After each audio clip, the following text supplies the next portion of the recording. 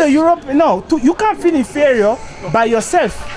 It is the information you get into your brain. No, that's a problem. That's what I'm saying. You know, this is a time for African people to wake up. You know. Now, when we try to, you can't wake up. You can't wake up without investigating what makes us behave in the way we behave. No, I think it's not a question of investigating. You know, it's not a question of investigating anymore because everybody knows enough. No, not everybody knows. No. Let me tell you. You know, because when they say when they say everybody knows, even if you go to America or Europe, it's not everybody that knows exactly what's going on. But the majority of intellectuals, people went to school, understand, they know exactly the problem we have in Africa. The problem in Africa is that people are easily getting corrupted, you know.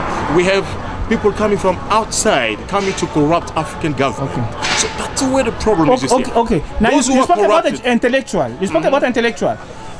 Some people have learned, right? So can you define what is an intellectualism or what I've learned? Because based on my understanding, when you are learning European history, and you are written by European, and you are learning African history written by European, you have not gotten education. You know why? Because you can't be a people of your own, but it is a different kind of people who are now telling you about your own past.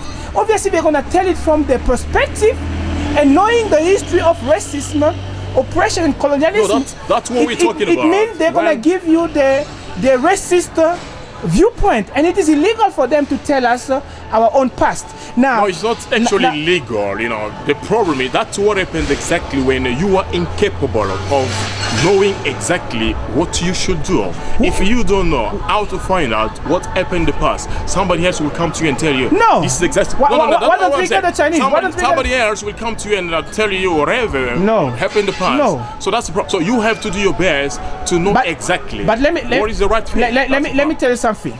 If the Europeans are telling us our past, right? Yeah. You agree they are telling us our past through the educational content, history books and stuff. If they are telling us our present through the domineering media, which have taught us supremacy in Africa, if the languages are now the center of our lives, and our own are dying and are bellow, we even feel ashamed generally to speak them, or many see them as inferior. Now, it means these people who have a history of slavery and colonialism have taken over control over your society. Yeah, that's what people are doing. That's what they're exactly doing, trying to take control. No, not trying. They have taken control. No, exactly. No. I think I think the best thing to say for the time being is for African people just to wake up. But you can't wake up. You can't wake up. No, you can. Tell me, you can't wake up as a people if your educational content. Okay, no, it's possible. No. I give you the example of other nations. Other nations leaving their own countries. I'm not saying it's impossible. And coming back to investment in their own country and contributing to the development of their own countries. So it's not it's not really something that can prevent people in Africa, prevent them from doing the best thing they can do for Africa to go ahead. Saying, because we have Western education, no.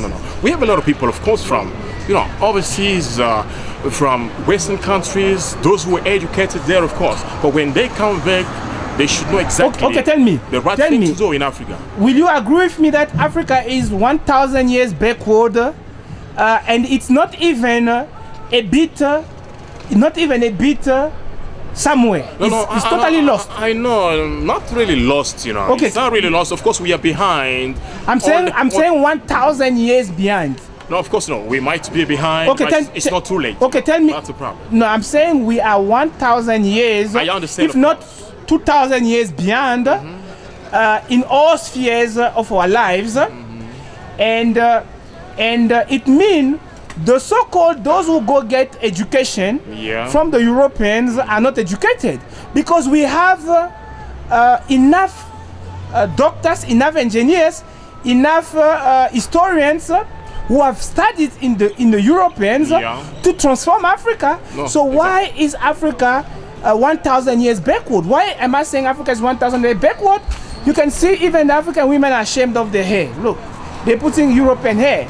Now, this shows that a people who have their own hair are going to the extent of buying another race hair, because now the hair has the image of being like inferior or less beautiful. You find brown Africans who put chemical. No, that's the reason why I'm saying now things is not let me just finish this point. You find brown Africans who put chemical on their face. You find parents who beat the child because the child spoke the mother language. You want the child to speak French or English.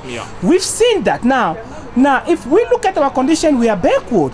What it means is the so-called education we are getting from Europeans of the USA, EU, is actually not education but mental slavery. No, that's the reason why I told you about changing mentality. And I don't think that, changing the color of skin or whatever, or wearing whatever on the head will make you be lazy to do the right thing. It shows the state of mind of people. No, exactly. It shows, of course. And if the people have reached that level of feeling low about themselves, it means they feel powerless. They feel like before the European they can't do nothing. Now, let's move on a more critical point.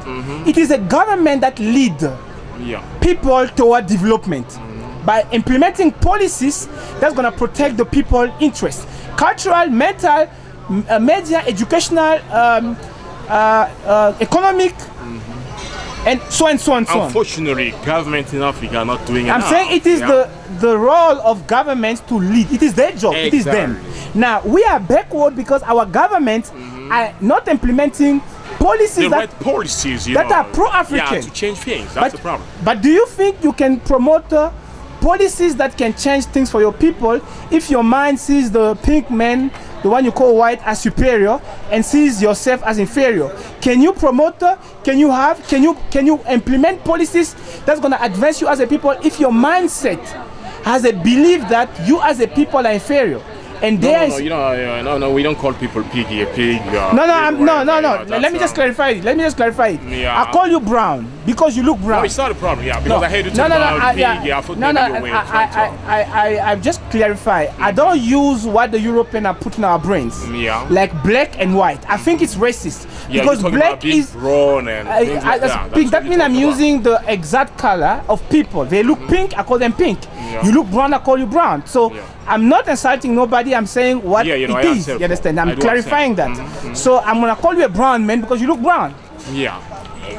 Everybody here looks brown. You can see that, right? Exactly. They look pink, so I call them pink. So you see, I've quit that state of mind that makes us not advanced. That's why I'm now calling us brown and calling them pink based on what I see. Because when I ask people what is the name of your skin color, they usually tell me black, but I ask them look. And then he look, I say this color is brown. He say yeah. I say what do you think? So people assume when we are called black, they assume our color is black. You understand? So it's the same. They assume their color is white. So it's mind conditioning. It's a mindset. So we try. It's not a big issue being called brown or black. You know what? It's not really a big issue. The main problem is about what we're talking about. What can we do in Africa so that we can have things change? Why do you say it's not a big issue? Why do you think it's not a big issue? No, it's not a very big issue. No, wasting time talking about being brown or black. So for me, it's not just a waste of time. Is your identity not important? No.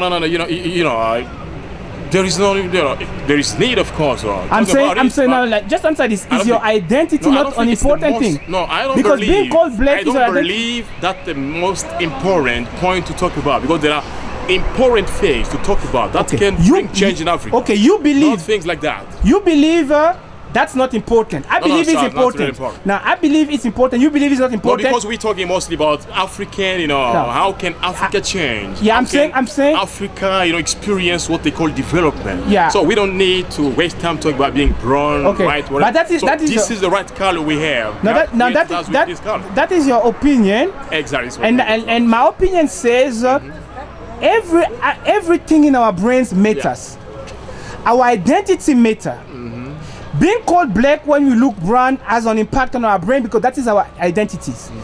Having the image of being inferior is also an impact. So everything that impacts our lives is important. So being called black impacts our lives because it's our identity right now. It's important. So I believe everything in our brain is important. No, everything in our brain is important, of course. But right now, we should be focusing on things that are most important. Tell me, change in Africa. You understand? That's what if you have 1 million, if you have 1 million rand in your account, and then you feel inferior, You see European as superior, you pinkinize your color, you even feel ashamed of your own value. Can you really enjoy? No, I understand what you're saying. Let me just finish this point. This is an important point. I will never encourage